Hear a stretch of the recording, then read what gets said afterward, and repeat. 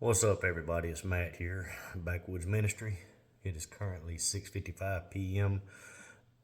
Wednesday evening, March the 27th, 2024, year of our Lord. Now I'm out here in the garage again. It's a little bit chilly, man. It's been raining all day long, and all night last night. But yeah, I just wanted to hop on here and give y'all part two of my God ordained journey. And I think I left y'all hanging right at the turning point of 2022 and 2023. And so that's where we'll start. First I want to say this. I know, I would imagine just the way my mind works, talking about modern day prophets and self proclaimed prophets and God speaking to people in an audible voice. I'm sure a lot of you have heard of modern day self proclaimed prophets. I never believed in any of that. Never have. I grew up Southern Baptist, and I still consider myself to be a Southern Baptist. The church that when I do go to church, the church I go to is a Southern Baptist church, and but I do believe in the gifts of the Holy Ghost. I believe that people speak in tongues. I actually have the gift of tongues, and but it doesn't work for me like it does for other people. It doesn't work for me unless I'm laying hands on somebody and praying over them. But I don't speak about that in the Baptist church just because, I know I shouldn't be ashamed of it, and I'm not. I'm not ashamed of it at all. A gift is something to be happy about. But it's just I don't want to deal with the ultra conservative Baptists that think that all of that is hocus pocus. So I guess you could say I don't really claim a denomination. We do attend Baptist church because that's majority of what is around here. And plus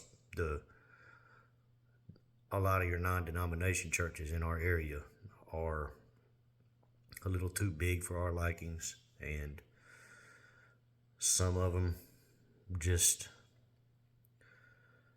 not really my cup of tea. Not same with my wife. It's not really our cup of tea. Not saying that they're not doctrinally sound. It's just that's not what we view church as. But I guess if I had to claim a denomination, I would probably kind of like Robert Morris said. I think he was the one that I heard say it. I would say I'm Baptist-costal. I believe in water baptism. I believe I am conservative. I'm a Christian conservative. I'm a conservative of the Bible and the old paths and the Constitution, and but at the same time, I do believe in all the gifts of the Holy Ghost, and so there's that. But when it comes to God speaking to people in when it comes to modern day prophets and self proclaimed prophets, I never really bought into any of that, and for good reason. I never really had a reason to buy into any of it, and but ever since things started happening, I've kind of changed my opinion a little bit. I do think that there's a lot of self-proclaimed prophets, but at the same time, I do believe God can use people for whatever He wants. We can't limit God to our beliefs, and we have to limit ourselves to the truth, I guess, is the way I should say that. And there's a dog outside my house barking. I don't know whose dog it is, but anyway. But when it comes to God speaking to people in an audible voice, if somebody would have told me that a year ago, or a year and a half ago, I guess I should say, if somebody would have told me that then, I would have looked at them like they had five heads, and because I've never heard of God speaking to people in an audible voice. And it's never happened to me. I've never heard stories about it. I've heard of it on TV, but TV is TV. And I've never had a reason to believe that. And you never would have convinced me that anything like that has ever happened prior to the New Testament, or previous New Testament, I guess. Anyway, I believe all that quit in the Old Testament. I think the last time anyone spoke, that God spoke to anybody in an audible voice from heaven, was when Jesus was on the Mount of Transfiguration. And but other than that, it just doesn't happen. Well, I'm a believer in that. So if somebody tells me something like that, I don't just discard it. It really might happen, because I'm telling you right now, it happened to me. And I know a lot of you out there probably think I'm nuts, or that I've lost my mind, or that I'm thinking too much, but it really did happen. So I get it. If you want to think I'm crazy, that's fine. You can believe what you want to believe, but I know what happened. I know what happened. I was in the cab of that truck. I was in that bathroom, and I was standing right outside that truck when it happened. I was there. And especially all the things that happened after that. But I wanted to put that out there. I don't want you guys to think that I'm on here just lying or making up content just to have a reason to put out a video. That's not the case. I'm not going to say anything about my personal life unless it's the truth. And I'm not going to tell a lie. I'm not going to knowingly tell a lie anyway. That's not me. I'm not a liar. But even when I'm putting out information, I try to vet everything before I put information out, because I don't want to create havoc. And I just don't believe in spreading rumors. So, but anyway, there's that. And but let's get on to part 2, man. I left y'all with the turning point of 2022 and 2023, and I think the last thing I said was the 2023 growing season was a blessing in many ways, and it was also a curse in many ways.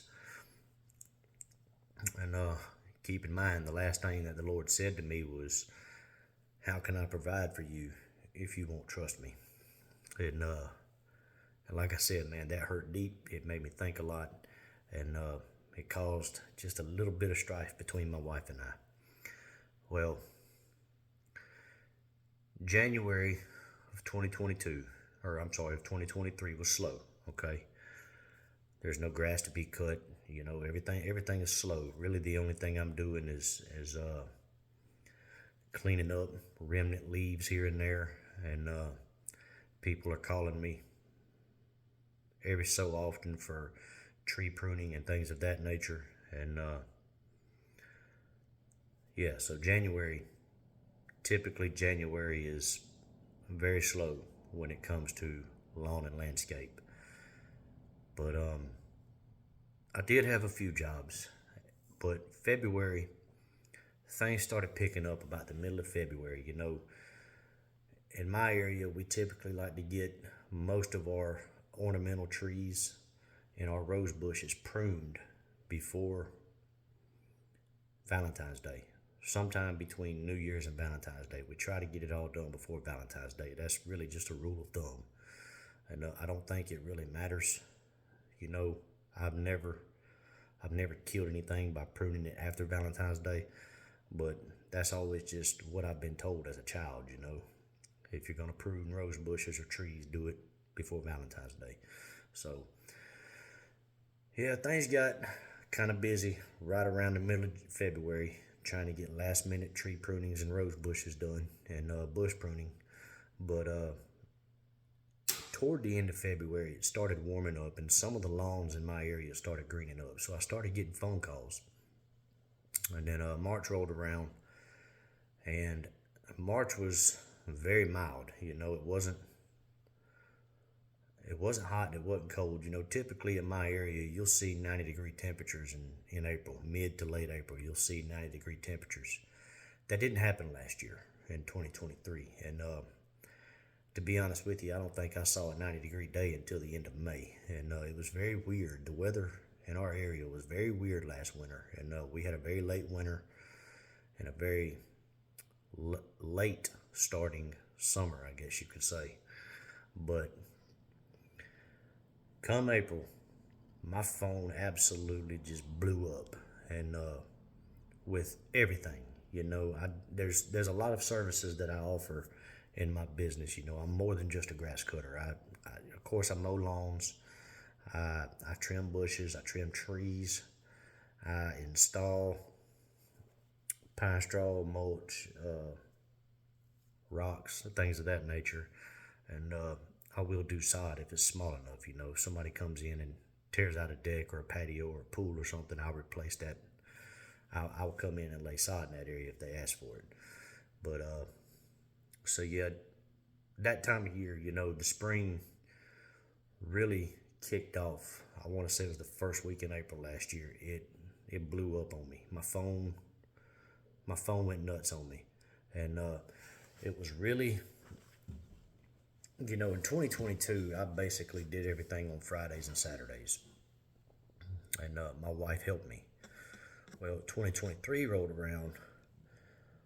I had to start doing things on Friday, Saturday, Sunday, and I had to start doing things every single day after work. And so my life got really crazy starting in April of last year, 2023. And it wasn't long into the season. I want to say it was May. The beginning or the middle of May. The mower that I had purchased the year before, I tore up the spindle on it. The spindle, that's what you bolt your blade to, and that's what spins the blades around on your mower is the spindle. Well, I was changing blades out one day, and when I went to go tighten the blade back up, put the bolt back in, I always run my bolts up with an impact wrench, and I ran the bolt up, and when I did, the whole thing just fell out. The bolt, the blade, washers, everything just hit the floor right beside my face, and I didn't understand what had happened. I thought maybe I had put the impact in reverse, and I loosened it up instead of tightened it, so I made sure everything was right, tried it again, and this time I couldn't even get the threads to catch. I didn't know what was going on, so I looked at the bolt looked good, shined a light up inside of the spindle, and the inside of the spindle was completely stripped out. I have no clue what happened. I know it wasn't cross-threaded because I ran it up there 3 or 4 times with my fingers just to get it started. So I know it wasn't stripped out. I had no clue what was going on. Well, I said, all right. Got online, or I went to my dealership. My dealership didn't have any parts, and so I had to order one from the factory. And the factory is actually in Little Rock, Arkansas, and it took 2 weeks to ship to get the package ready to be shipped. I don't know what all was going on. I know there was a lot of things going on with shipping in general last year, and it took a lot longer than normal. But it took 2 weeks for that package to be sent out. And then it took an additional 2 or 3 weeks for the product to get to my house from the day it was sent out. So you're looking at a little over a month before that product got to me, before the part got to me. And keep in mind, I was working from sunup to sundown, Friday, Saturday, Sunday, and then I would get off from my full-time job around 3:30 or 4 o'clock in the afternoon, and then work till sundown doing lawns every single day. And when my zero turn tore up, the only other mower I had was a cheap, old, raggedy push mower that I used to use on my home property. So that's all I had. Now, most of my loans are typical small cookie cutter HOA properties that I can get in and out of very quickly with a zero turn mower. But I do have quite a few loans that are acres. So I was pushing that lawnmower around, had every single property I had for a little over a month. And you talking about killing myself? I was killing myself slowly but surely. And I wound up losing customers. Some people, most of my customers, the ones that I still have, the ones that I picked up since then, are all very good people, very understanding, and were willing to work with me. But I did have some customers last year that just didn't want to hear it. They're paying me for my service and didn't care about any of that. They wanted their property mowed, and I understand. Okay, I'm a service provider. That's what I'm supposed to be doing. They're paying me. That's what I need to do. I get it, but they dropped me, and rightfully so. I'm not upset with them. I didn't hold them responsible for any of that. It was all on me. So I did lose. I probably lost 10 or 15 customers just in that month, and so that was a rough patch for me. Well, finally got the party and got the mower fixed, and when I did, I was off to the races. Off to the races. Okay. It wasn't but about a week later, my hedge trimmer, I had one hedge trimmer, it tore up on me. There's a guy that I deal with. He's a mechanic, a small engine mechanic. He's the man that I take everything to if I need something fixed quick and fast and in a hurry. He told me, he said, man, I hate to tell you this, but I'm going to have to buy a carburetor and replace it. And I don't know how long it's going to take to get it in. I'm going to go check around the local dealerships and stores to see if I can't just purchase one right out. But if not, I'm going to have to order one. Well, he went to our dealership, got a carburetor, fixed it. I had it the next day. Okay? Everything's good. The very next day after I got that hedge trimmer back from the man, one of my weed eaters tore up. Okay. It was an old residential weed eater that I've had for years, probably 7 or 8 years. It was time to go out and buy a brand new commercial grade weed eater, one that would stand the test of time. Went out, bought a new weed eater.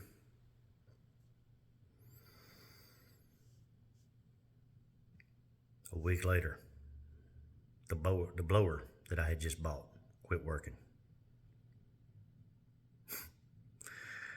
Now I'm in trouble because I don't have a blower. That's the only blower I have. I'm out on a property. I can't leave this property.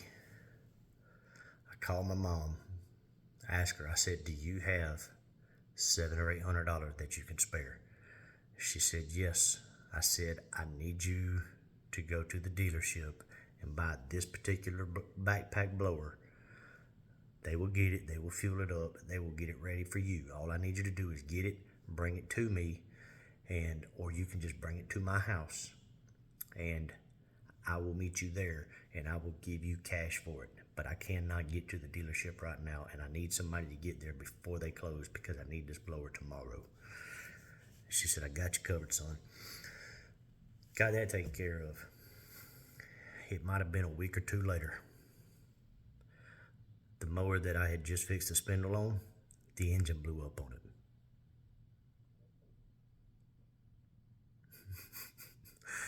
This mower's under warranty, but I had already exceeded that warranty because I had so many hours and I was using a residential mower for commercial work. So I exceeded the warranty. The warranty did not cover that engine. So I finished out the day with the push mower. I only had like 3 lawns left. Finished it out. Time I got done, got home, Told my wife, I said, we've got to go to the dealership. She said, what's wrong? I said, I got to get another mower. My wife is beside herself. She is beside herself because not only did I need another mower, I was in a position where I had to buy a commercial grade mower because I was starting to pick up more lawns. I started having commercial properties reach out to me, and a residential mower is just not built to do the amount of mowing that we do as a lawn care business.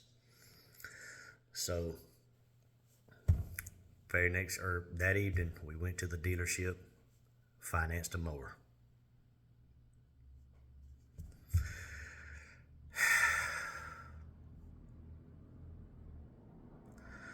I fixed the other mower and get it fixed. It cost me a lot of money. So now I have two mowers. I decided that it's best to go ahead and sell that mower and be upfront with everybody about the issues I'm having with it and just get what little bit of money I can out of it before it's too late. So that's what I did. I sold it. I'm down to one mower. No. I bought the other mower not long after the spindle tore up. I bought the new mower not long after the spindle tore up because I didn't want to get caught with my pants down again and be down to one mower. That's the way that went down. I'm sorry. When this mower blew up, it wasn't covered by a warranty. So this was my big mower. And like I said, I've got some big properties. The mower I bought, the new one, was a 36-inch mower, which is a very small commercial mower. And right after this mower, right after the engine blew up on it, I told my wife, I said, that's the biggest mower I've got. And I said, that 36 is not going to cover all those acres. I said, I've got to go get another mower. So back to the dealership we went. This all happened within about 3 weeks of each other. Went back to the dealership, bought a big commercial stand-on mower, a 61-inch mower. Now, in my business, I have two mowers, two brand new mowers. None of them should crap out on me, right? Right. Sold the mower, the residential mower, sold it. Was up front with everybody, told them the issues that I'm having. Got what little bit that I could out of it while I still could. So, back in business. I got a little bit of money in my pocket because I've done blown through all my funds, all the breakdowns I'm having. And plus, having to pay insurance and everything else, man, just blowing through money left and right. And not wasting money, just having to spend money on things that I need. So, get going. The next day after I buy this mower, my second weed eater tears up. I still have a brand new weed eater, but I also have an old weed eater. It tears up. So, all right, cool. I grab the other weed eater, start weed eating. The trimmer head on it that holds the line, it breaks. So now I'm down to no weed eater. Go to my dealership, try to buy a head for it. They don't have any heads. So I'm like, okay. I ordered some new heads, and while I'm there, I go ahead and buy a weed eater while I'm there because I've got to have a weed eater like today. I've got to have this thing right now. And I ordered 4 new trimmer heads. That way, in case they tear up, I'll have them on backup. So I'm back in business.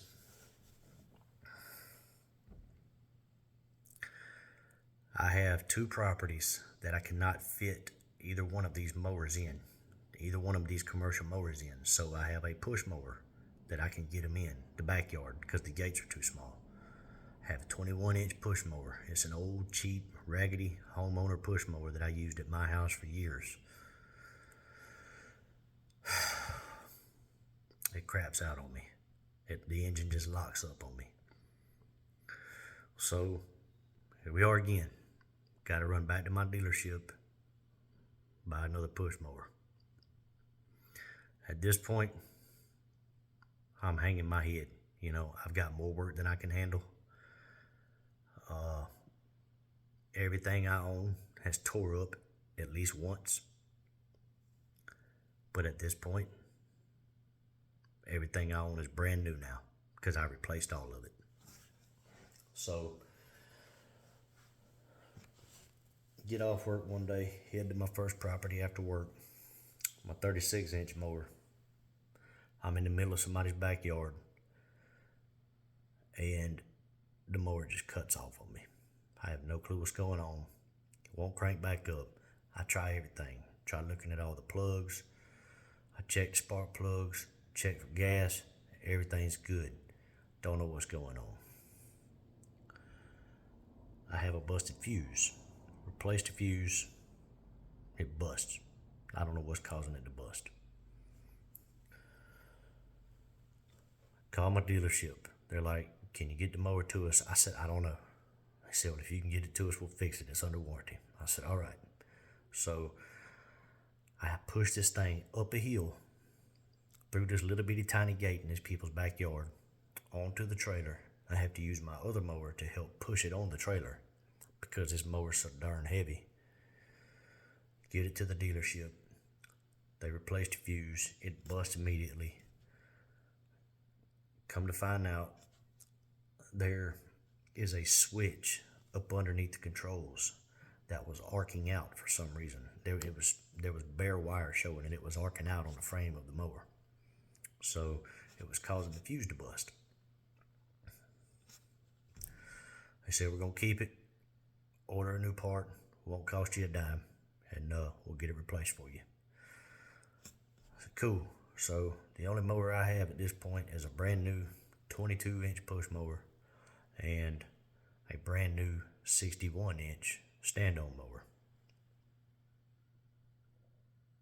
So I'm push mowing backyards now. Got it fixed. Rocking and rolling again. Well, the middle of July hits. My wife and I, the kids, and my mother and father-in-law, we decided to head out of town for 3 or 4 days. We took vacation, head out of town for 3 or 4 days, went to Pensacola, Florida, enjoyed ourselves for a little bit, came back, I went right back to work. Very first property I get on, I'm in this lady's backyard with my new 61-inch mower. Our backyard is flat, dead flat.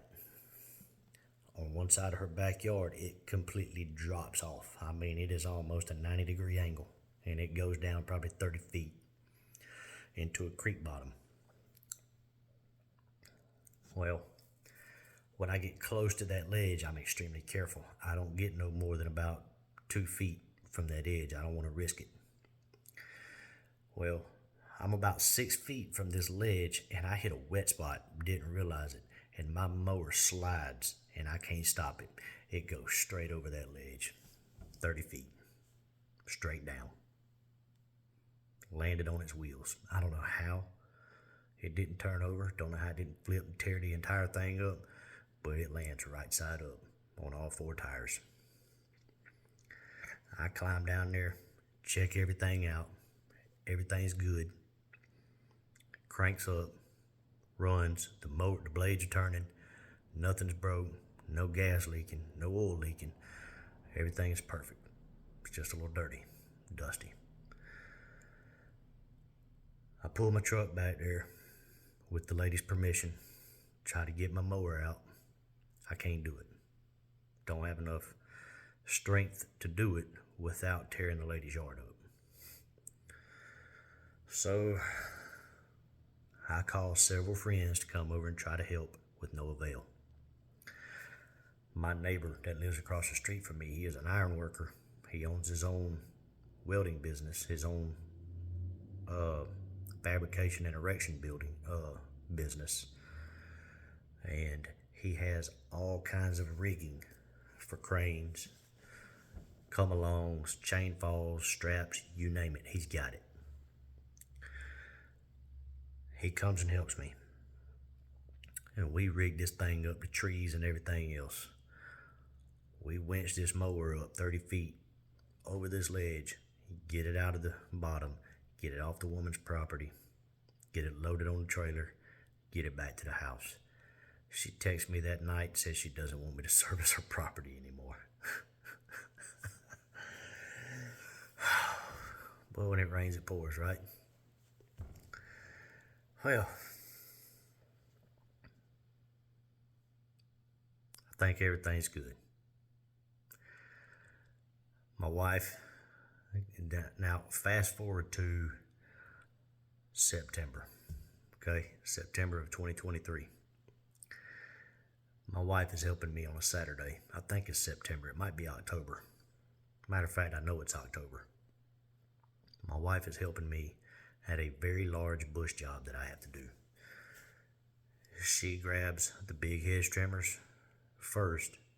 Doesn't even give me a chance to get the big ones. She grabs the big ones, and I get the small ones. I told her, I said, look, I said, those hedge trimmers are heavy. I said, I'll take them if you don't want to use them. If it gets to be too much, let me know. She takes off, starts cutting bushes.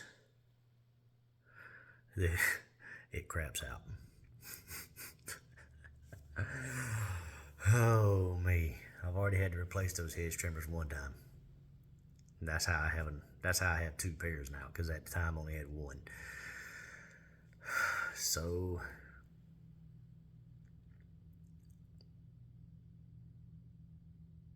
take it to the mechanic. He tells me there's nothing he can do. So of course I'm out more money to replace those. A couple weeks later, my edger, my yard edger, tears up. Take it to the mechanic. Tells me the engine's locked up. There's nothing he can do. Man, replace the edger with something a little different. I buy a tool that you can buy a bunch of different attachments for. I've got an edger attachment, pole saw attachment. Oh, my pole saw tore up too, but that's not an everyday tool, so that's no big deal. But bought a pole saw attachment, bought an edger attachment, bought a weed eater attachment, and bought a articulating head hedge trimmer attachment. It's one of those heads that you can move back and forth like that to cut at different angles. And I buy 2 extensions for it. At this point, every single tool that I own for my business is brand spanking new. Brand spanking new. Right after I get that hedge trimmer replaced, a customer that pays me a lot of money every month decides he's moving. I lose that customer.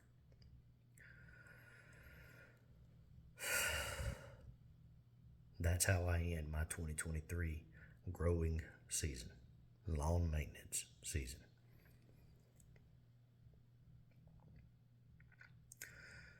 And at this point, I have very little money saved up. I have financed 2 brand new mowers, and I'm also paying a truck payment.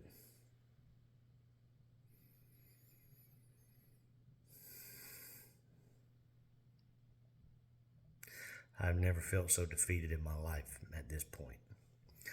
So I figure out a way to upsell a bunch of jobs and talk some of my customers into going to year-round service instead of just strictly lawn mowing.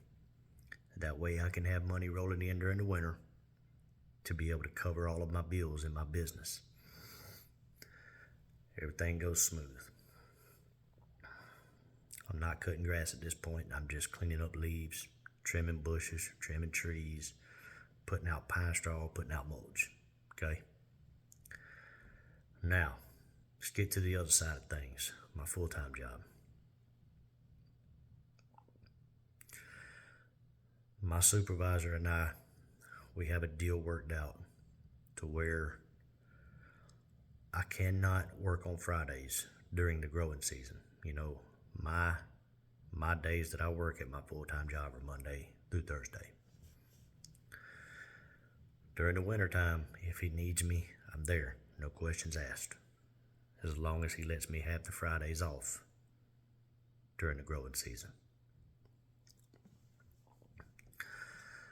I didn't know this, but earlier during the summer, another supervisor had been taking sick time from me because I wasn't working on Fridays until my supervisor told him otherwise. He had taken 3 or either 4 sick days from me. You're only allowed to call out 5 times in a 12-month period.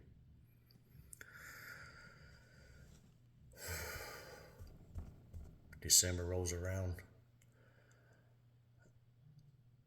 I have trial deposition in the fall for that wreck that I got in. They take a sick day from me. If I call out one more time, I'm fired. My supervisor informs me of it. He does not inform me of it until December. And that is when things started getting sideways. Keep in mind, I don't call out from work, okay? If I get the sniffles, stomach bug, something like that, I just man through it and go to work. If I call out of work, there's something bad wrong. I'm there for a reason. I'm there to support my family. I don't miss work. We're sitting in the kitchen on a Saturday morning early in December. My wife and I are just having a normal conversation, and she just happens to go through ADP online to check my pay stubs and everything, just to make sure everything's on the up and up. She does that from time to time just to make sure everything's right and nothing's missing or anything like that. Well, she looks at the paid time off that I have left. I still have a week of vacation left, but I only have 1 sick day. Or no, I have 0 sick time left. She asked me, why do you not have any sick time left? I said, I don't know. So I call my supervisor. He tells me what's going on, and he tells me there's nothing he can do about it. So my wife and I decide that if I don't get fired before March 28th of 2024, that the best thing for me to do is to turn in my notice on March 14th, make March 28th my last day, and go full time in my business on April 1st, Monday, April 1st. That's the plan. Well, we're fine with it. We don't announce it. We just roll with it. A week later, I get to work on Wednesday. Again, my shortest day. And I want you to know, 3 weeks prior to this, my truck had been overweight every single Wednesday. And I don't mean overweight by a couple of pounds or 100 pounds, 200 pounds. No, I mean overweight by thousands of pounds. And I texted my supervisor every single time and told him, let him know. The 3rd time it happened, I told him, I said, listen, I said, when I got in that wreck, you guys nearly fired me because I was going a little bit over the speed limit when it happened.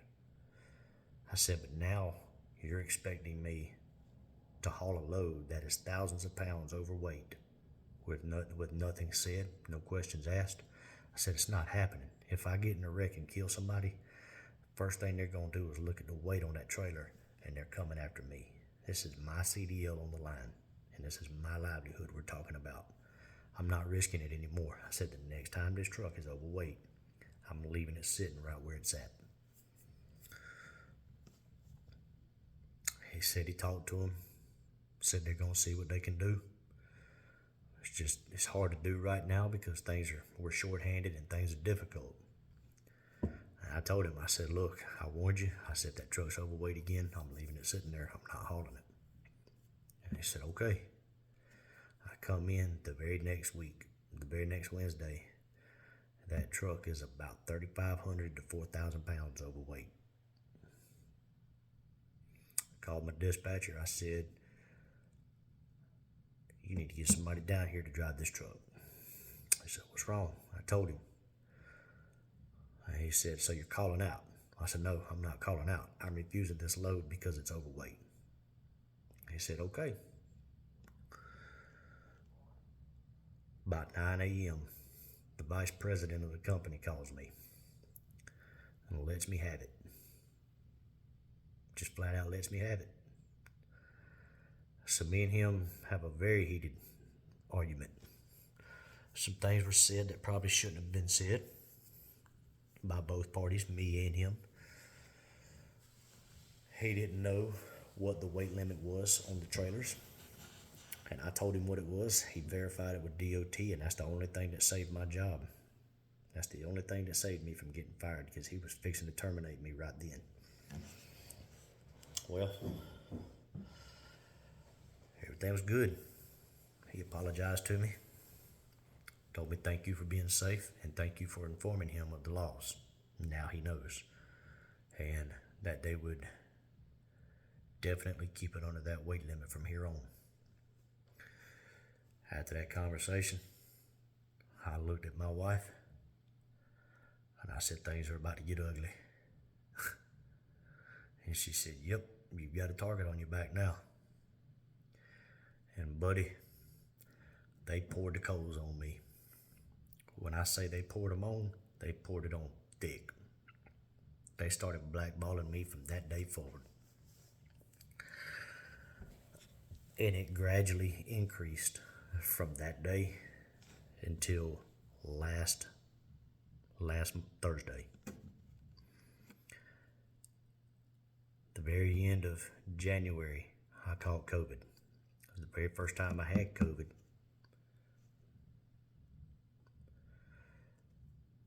I have 5 sick days, okay? I have 5 sick days. I have 3 personal holidays I'm supposed to be able to use whenever I want. And I have 4 weeks of vacation.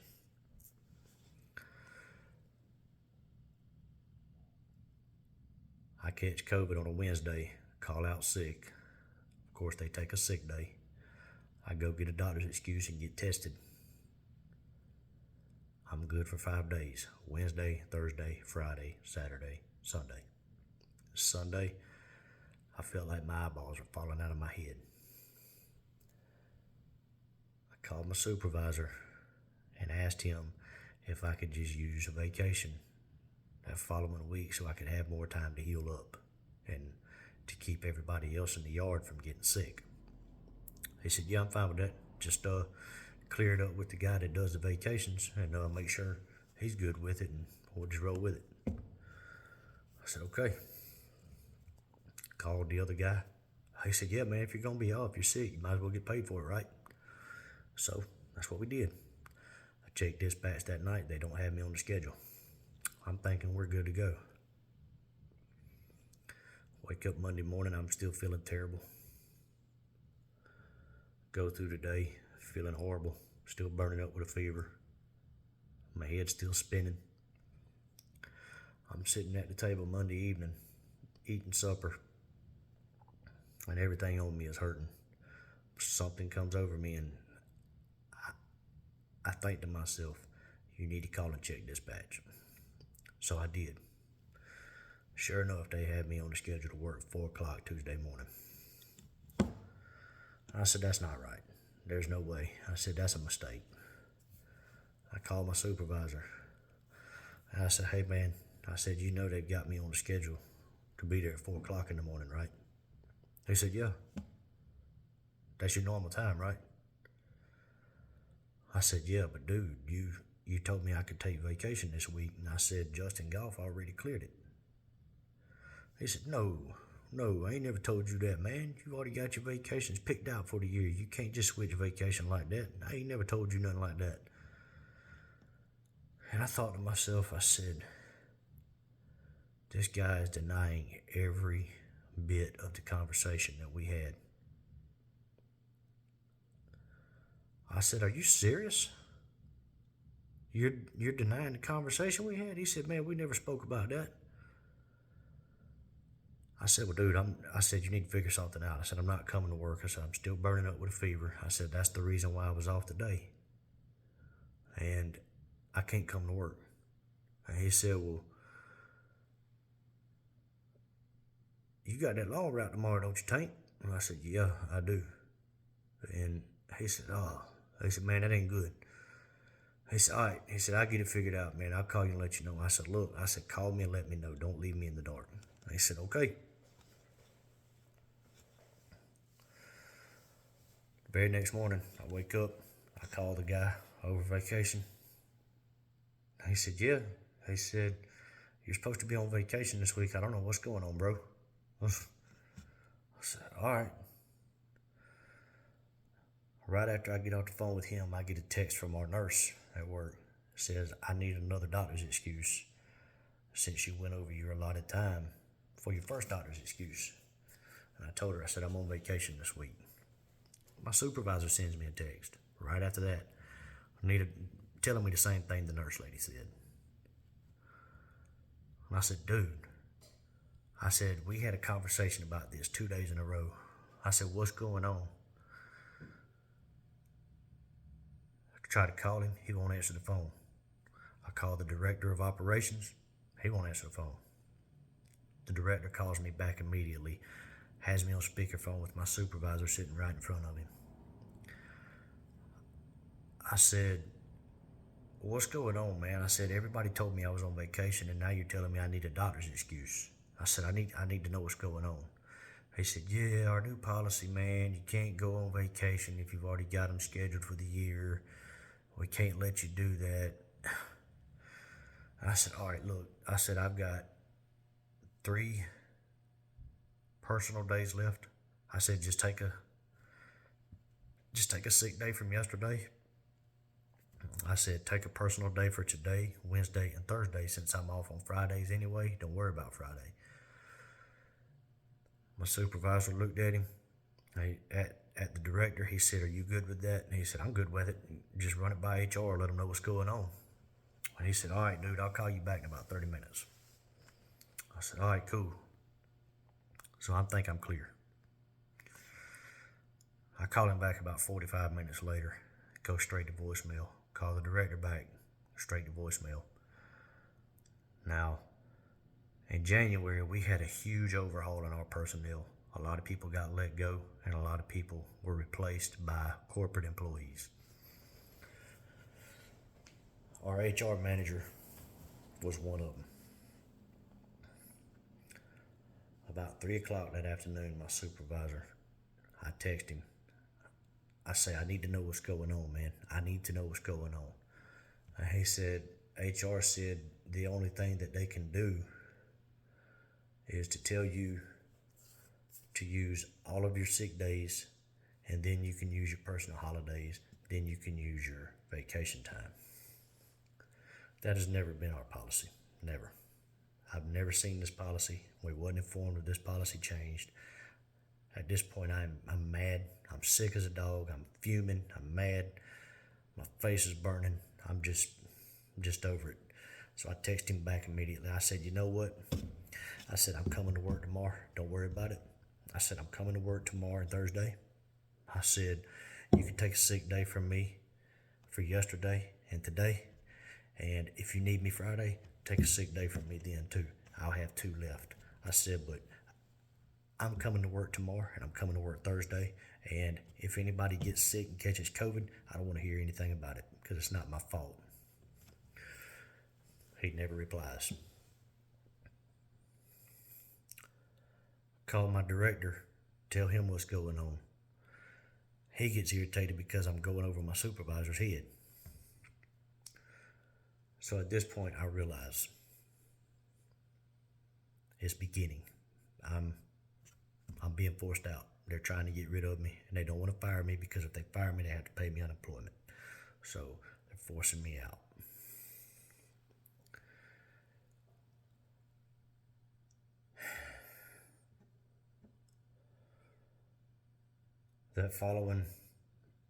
That night, I call and check dispatch. they don't have me on the schedule. Now I'm sicker than what I was to begin with. I feel like I feel like dirt, you know. I feel like I've just been drugged through the mud. Now I'm irritated because I'm just confused. I don't know what's going on. Don't know what to expect. I call my supervisor, wake him up. I'm like, what's going on, man? He said, you wanted to be off, right? I said, yeah, I need to be off. He said, well, you off, man. You off the rest of the week. I said, well, how's this going to work as far as being paid? He said, they're going to take you sick days, man. I said, all right, dude, whatever. And hung up the phone. I was livid. I was livid. I was livid. At this point, this company has zero ideas that I'm planning on leaving on March 28th, okay? They have no clue. That's something that I haven't put out there yet. Go through the rest of the week, take care of myself, get better. Come Monday, I'm ready to rock and roll. I had a horrible day. Have zero strength, zero stamina. Tuesday, same way. All week long, same. The following week, following Monday, same thing. That Tuesday, I lose it. I lose my mind. I let everybody in management have it. You know, I tell every one of them what I'm thinking of them. Things get no better. March 1st, the first Monday in March, I turn in a resignation letter, tell them that my last day will be the 28th of March. Nobody says a word. Nobody. Which that's fine, because at this point I don't care. I don't want to speak to anybody, because if I say anything, it's going to wind up getting me in trouble. I'm letting my flesh get the best of me. Well, the reason I turned in a resignation letter so early, there's actually two reasons. I have several buddies of mine that are business owners, and they told me that the purpose of blackballing someone is to force them out. Is to force them to quit, make it so unbearable that they can't do it anymore. So they quit, and once you quit, you're denied unemployment benefits. That's the purpose of blackballing an employee. And they told me that 9 times out of 10, if you turn in a resignation letter, let them know that you're giving them what they want, things will slack up and it'll be a little more manageable for you. Things will be more peaceful. So I did it for that reason. And also, the first full week in April is Masters Week here in Augusta. You may be familiar with it. It's the largest professional golf tournament in the world.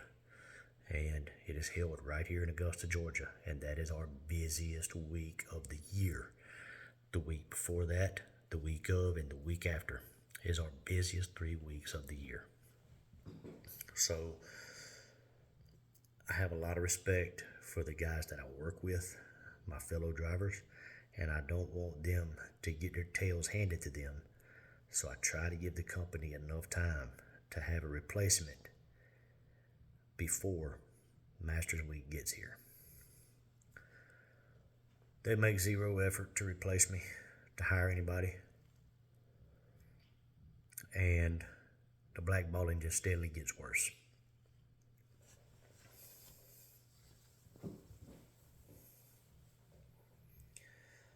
At this point, I'm just going to work, minding my manners, sticking to myself, not saying anything to anybody, just trying to get through it, okay? Everybody on the yard, all of my fellow drivers that I work with, they see it. They don't like it. They have a lot of things to say about it. They offer to come help me when they get done with their routes because they feel terrible about it. A lot of my customers that I'm delivering these products to, they see what's going on. I don't have to tell them anything. They're mad. They understand how bad it makes the company look, and they're contemplating whether or not they want to keep this company delivering their products to them after I leave or not. And several of them actually reached out to me and told me that the only reason they're hanging on is because of me. And once I'm gone, they're gone too. Don't know if that's true or not. Don't know if they hung around, but that's just what they're telling me. Well, last Wednesday,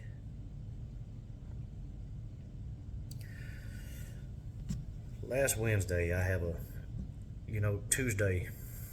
Tuesday was just a bad day. Last Tuesday, it was just a horrible day. It really was, man. And it's probably the worst day I've had since I've been there. And when I get home, I'm just beat down. I'm tired. But it started out as a normal day. Get to work. Everything looks bad on paper. I know it's going to be a bad day, but at this point I'm used to it because it's been going on since December, So I'm kind of numb to it at this point. I just roll with it. And sorry, I had a text message. I wanted to see what that was about, but so I'm just rolling with it, Well, the night before, that Monday night, we were all very busy. My wife had a lot going on. She didn't have time to cook. I had a lot going on. I didn't have time to cook. So my youngest daughter, I give her my debit card and tell her I'm about to jump in the shower, just run to McDonald's and get everybody some food, and we'll eat McDonald's for supper tonight. She does. I forgot to get my debit card from her. That's something I've never done. I've never forgot to get my debit card back from one of my kids after they need it for something. We eat supper. I go straight to bed, kiss my wife, kiss my kids, tell everybody I love them, and I go straight to bed. Say my prayers, get to bed, and I'm out like a light, just like that. I wake up Tuesday morning, and I'm starving. I woke up late. I didn't wake up too late to get to work, but I woke up too late to go through my normal routine. And since January, I've been on protein shakes. I've been trying to lose weight. I've been trying to take care of my body and get back to close to the weight that I was when I was in my 20s. And I'm just trying to get healthier because I'm going to be in the 100-degree weather every day starting in April. And so I'm just trying to take better care of myself. Well, I had time to fix one protein shake, and I drank it down right then. Fixed my cup of coffee. I didn't even have time to fix my jug of ice water for the day. So I'm thinking, it's cool. I'll stop on the way. I'll grab 2 protein shakes, and I'll load up on water at the gas station. Get to a gas station in Wadley, Georgia, the Jet Food stores in Wadley, Georgia. I'm headed to Baxley, Georgia, Plant Hatch in Baxley, Georgia. That's my first stop. It's 2.5 hours from our yard in Augusta. Wadley is basically the halfway point. I stop at the Jet Food stores in Wadley to get a bologna, egg, and cheese sandwich because that is my most favorite breakfast sandwich of all times, and I am starving. So I go to the deli. I get the lady to make up a sandwich for me. Run around there, grab several waters, and I grab a Butterfinger and a Monster. Get to the cash register. I don't have my debit card. Look in my wallet. I forgot to get cash out the day before. So I'm stuck with no money.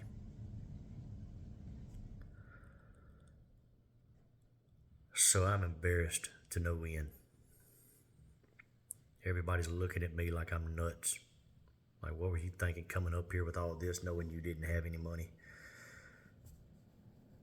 I go put the drinks back, put the Butterfinger back, and I grab the sandwich. I'm starting to walk towards the deli to put it back. The lady behind the cash register tells me, said, "Sir, just take the sandwich with you. You can't put it back. Once we've made it, you can't put it back. I'll pay for it." And that makes me feel that big. For one, I'm already embarrassed, okay? For two, that area right there is a very poor area, and there's only one place in that town to work, and there's a very large lumber company right there, and everybody in that town works at that lumber company. I don't know what their pay is like, but I know that there's not a whole lot of wealthy folks in that town. And I also know that store clerks don't make a lot of money. And here this woman is, out of the kindness of her heart, paying for that sandwich because I made a mistake to keep me out of trouble. So I tell the woman thank you, and I walk back to the truck with my tail tucked between my legs. When I sit in the seat of that truck, I say a prayer over my food, of course, and I also pray for that woman behind the cash register. And after that, I come unglued, man. I had an emotional meltdown. I'm crying. I'm ugly crying, I mean. And I'm trying to drive down the road. And it just gets to a point where I have to pull over because I'm crying so hard I can't see. And just like the day when I got saved, I cried out to God again. And I told him, I said, Lord, I don't know what to do. I said, I'm ashamed. I've made a mess of everything down here. I said, I'm trying so hard to provide and do the right thing and set my family up for a good future. And I have made everybody mad at me. I'm on the verge of losing my full-time job. And I have no clue what I'm doing. I said, I just need your help. I need guidance. I need strength. And I need wisdom. I need to get through this. And I don't know what else to do, Lord. I said, I'm hungry. I'm thirsty. I don't have anything to drink, and I don't have any money. I don't know what to do. And he told me, not in an audible voice, not like it was the year before, but he spoke to my heart and just said, I've already told you what to do, son. And that made me cry even harder. It was almost like he was telling me, until I listen and do what he says, there's nothing more he can do for me. Still loves me. I'm still his. I'm still saved. But it's not going to get easier until I learn to listen.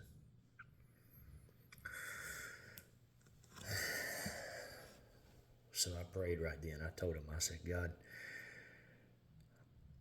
I don't know if I'm supposed to leave my job right now. I don't know if that's what you want or not. But if it is, you've got to make it crystal clear to me. And you've also got to work on my wife's heart. And you've got to open doors for me. Because I don't know what to do. And I'm scared. Just like it was when I got saved, a peace that I cannot explain came over me. And I was as calm as I've ever been.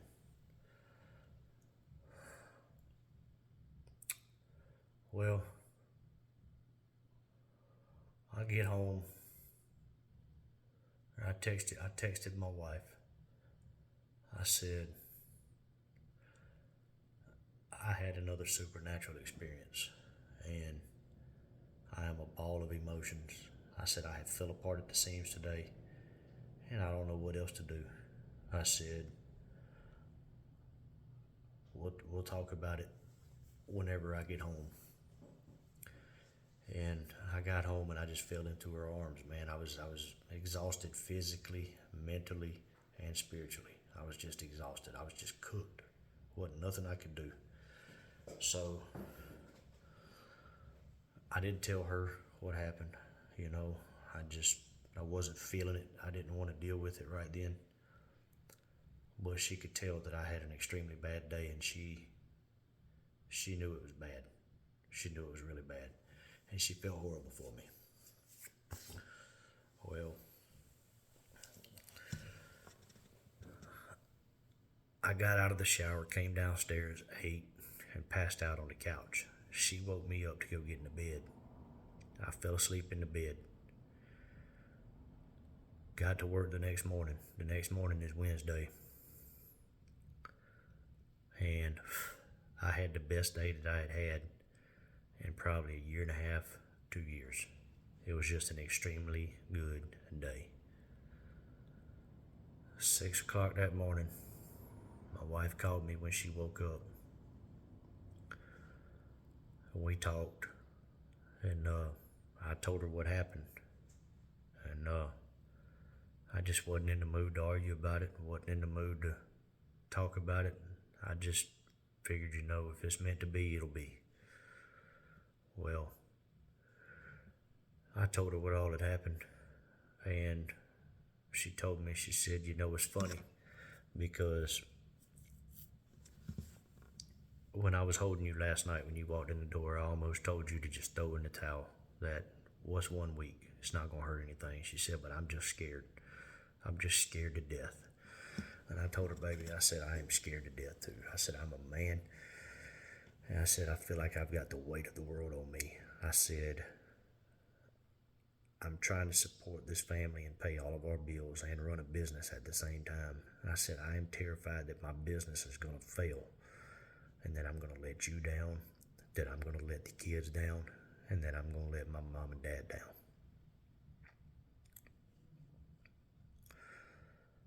I said, I don't know what to do. I said, I'm trying as hard as I can to hold it together, but it's so hard. It is so hard. And I said, right now, I'm worried about saying something that's going to get me in some serious trouble, and I'm worried about doing something that's going to get me seriously hurt. I said, I'm just at that point right now where I can't even concentrate anymore. And I said, I knew in December when I did what I did that things were going to get bad, but I never dreamed that they would get this bad. And I said, it is inhumane what they're doing to me. And I said, and everybody sees it. Everybody. I said, there's 2 drivers on the yard that have completely turned their backs on me. I said, everybody's talking. I said, I don't know what to do. And we talked about a few other things, and we had to part ways because I had to get back to work and she had to go to work. So as soon as we got off the phone, I got right back out of the truck and went to work. And in that time period, she had sent me a text that she received from one of her co-workers. And and my wife told me, she said, this text was sent to me from so-and-so, and I think it's meant for you. And I forgot what the text said. I really did. But it was basically referring to Psalm 46:10, be still and know that I am God. And that is one of the life verses for me. One of the verses that I lean on and have to keep reminding myself of, that He knows all things, and that He knows what's good for me, and that I need to shut up and listen. And I almost came unglued again whenever I read that message. And I don't remember exactly what it said, but that's basically what it was referring to. Well, I got done before lunch that day, and that was the first time that's happened in quite some time. Well, I fall asleep on the couch immediately. I take a shower, get cleaned up, come downstairs, scroll through my phone a little bit, and I send out a few emails and text messages to some of my clients, and lay down on the couch and pass out. And I'm asleep for 3 or 4 hours. My wife got home at about 4:15 and woke me up, and we talked, and we talked, and we talked. And we just talked about everything that had been going on.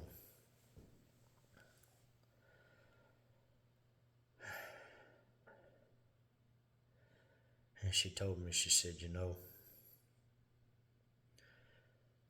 I or I told her, I said, I don't want to force this on you. I said, but I really do think that the best thing for me to do is to go ahead and make this my last week. I said, but I'm leaving that decision up to you. I said, if you say no, I'm not going to be mad because I completely understand. I said, but I'm scared to make that decision by myself. So I'm leaving it up to you. And I said, but if you give me your blessing, that's what I'm doing. And she said, babe, do what you got to do. And when she said that, man, when she said that, I nearly fainted. I nearly fainted. And she told me, she said, when I told you that, it was almost like I could physically see the weight of the world lifting up off of your shoulders. I slept so good that night.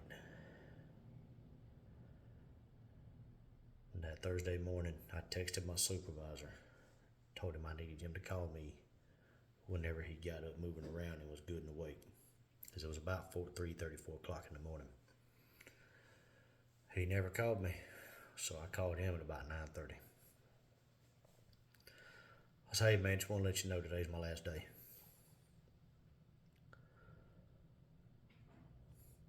And he was good with it. And the day ended well. I turned in all of my stuff, came home, burned, or not burned, but threw everything in the trash that had the name of that company on it. And I have not looked back. And I'll have you know that I have had a headache every single morning since September of 2021.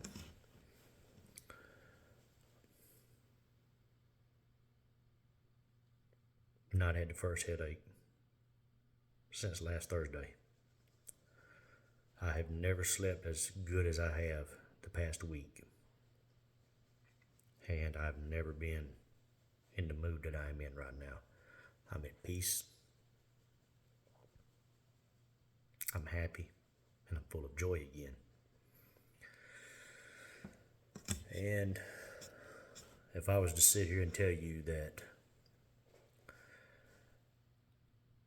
all of this happened because of my hard work and labor, I'd be telling you a lie. Yeah, I had a lot to do with it, but every bit of this is because of God's grace and His mercy on my life. And, I'm still not a rich man. I'm not where I want to be, but I'm where I need to be. And I just have peace of mind now, and that's something you can't replace. And God did that for me. Ever since 2020, He's been telling me to step out in faith, and I refused to do it. And He let me go through hell and back before I would listen. And I'm going to tell you something. I will do exactly what He tells me to do from here on. And nothing will stand in my way, because I do not want to go through that again. But there's, God's hand is all over this. And I say that because everything happened at the perfect time. When my wife and I decided that April 1st would be my first day as a full-time landscaper, my wife had been going to the doctor and been dealing with different health issues. She's not sick or anything like that. She's trying to get on a weight loss program and trying to take better care of herself, and we both are. It's just I'm not getting doctors involved in it. Well, they prescribed her some sort of medicine. I don't know what it is, and one of the side effects is she just don't care. She doesn't let stuff bother her. And I'm gonna tell you something, man. When it comes to money struggles and things like that, and that's something we haven't dealt with in a while, is struggling financially. And that's due to God's mercy as well. That's nothing on us. But we've been blessed over the past few years since I've been saved. And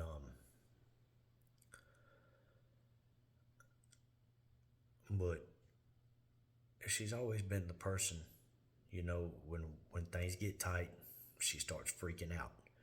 And I think most women are like that they worry a lot. My wife worries a lot. And honestly, I think it's set up that way for a reason. And it's probably a good thing, because if men start worrying and get frustrated and start freaking out, we'll start breaking stuff. Women don't do that. So I think it's best that way. But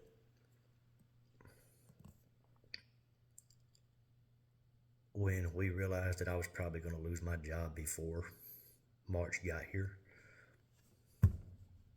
my wife's exact words were, "He's never left us nor forsaken us. He will provide for us." My wife is not the quote scripture kind of person. She's a believer. She loves Jesus. But she's not a quote scripture type of person. When she said that, I was floored. I was like, where's my wife? And all that was due to that medicine. And it was just timing. The timing was perfect for all of this to come about. The Lord put things in place in different periods of my life to get me to this point. And He's not done yet. But yeah, that's part 2 of my God ordained journey. And I didn't put this out here to brag about being a business owner or anything like that. And I'm not out here trying to preach a prosperity gospel. I think God blesses everybody in different ways, and He has different ways. He uses different people for different things. And I've told y'all my testimony, and this is just part of it. It's another chapter in my testimony. Well, I have to give Him the praise. I have to, because He gets all the glory in this. None of this has to do with me. But